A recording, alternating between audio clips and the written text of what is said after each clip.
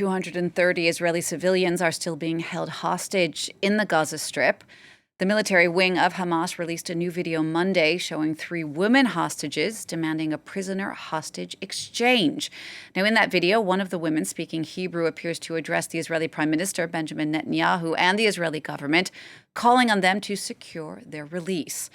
4 civilian hostages have now been freed by Hamas, along with an Israeli soldier, and we're going to talk about that more with France 24's Kethevane Gorjestani, who joins me on set. Kethevane, what do these 2 examples of these captives being released say about Benjamin Netanyahu and his handling of the war?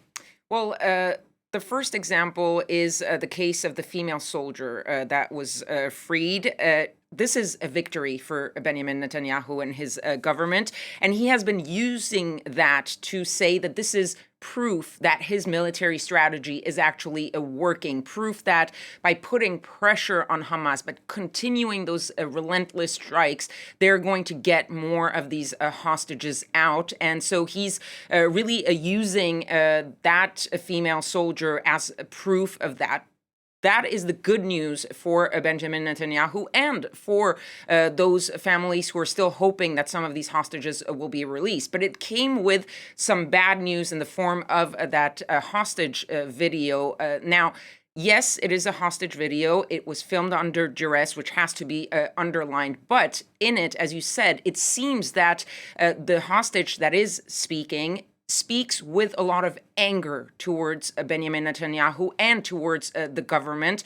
Anger at what she says in the video is the lack of protection that they got, that Benjamin Netanyahu and his government did not protect those civilians on October 7th, and now that his strategy is not taking into account really the lives of those hostages who are, let's remind our viewers, possibly held in some of the tunnels that the Israeli forces are actually bombarding. And so she is sort of embodying some of the questioning that we're seeing within Israeli society as a whole, not just among hostage families, which is, where do the hostages fit in? Are they the number one priority? Some families say, release all the Palestinian prisoners.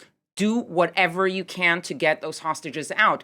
Others believe that the military route is the right way to do it. Some others believe that maybe the hostages are already possibly a lost cause and that they should not be the priority in this war against Hamas. So you're really seeing in that video a cruel propaganda, which is what Benjamin Netanyahu called it, feeding into some of those divisions within Israeli society.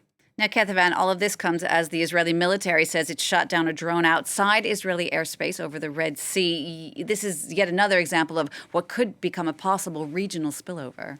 Yes, and you're seeing the regional spillover starting with the Israeli forces themselves. It started off with this battle against Hamas in Gaza, but we're seeing strikes now within the West Bank. We're seeing the IDF coming into a contact and strikes with Hezbollah over the Lebanon border. And now you're seeing also Israeli forces striking in Syria. So Israel itself is already having to deal with multiple fronts. And then you have the involvement of the United States in Iraq and in Syria. The latest numbers is that the U.S. and allied forces have been attacked 14 times in Iraq since October 17th, 9 times in Syria. The Americans responding, striking a facility in Syria that it says belongs to militias that are backed by Iran, because that is the player in the region. The Americans insisting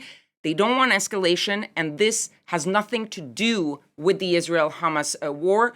That distinction falling on deaf ears when it comes to Iran, because the Iranian foreign minister saying that these attacks were indeed the result of what it called wrong policies by America, citing U.S. support for Israel and simply U.S. presence within the Middle East, saying you reap what you sow. So for the Iranians, these are all linked, even though the Americans are trying to distinguish this because, and they repeat that every time they talk about the spillover, this is what we don't want. We're trying to send a message of deterrence so that this conflict stays contained within Israel versus Hamas in the Gaza Strip.